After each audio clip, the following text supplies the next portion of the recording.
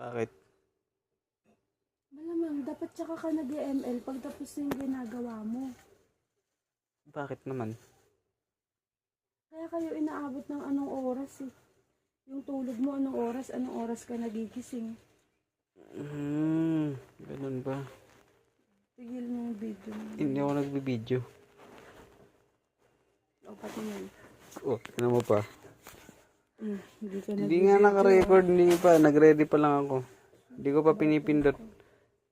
I-replay mo yan paulit-ulit. ML ka ng ML. Dapat gawin mo muna yung kailangan mong gawin.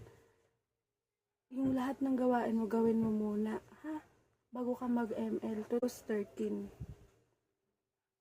13 ba ngayon? Oh, 11:31. Pwede ka magpahinga kumain. Isang brol. Pero yung 3 brol bago mo gawin yung mga ginagawa mo. Wow! Wow! Tapos 4, hindi ka pa nakakatulog kasi mag-aayos pa kayo ng... Doon pa kayo mag-aayos ng gamit. I mean, yung mga basyo.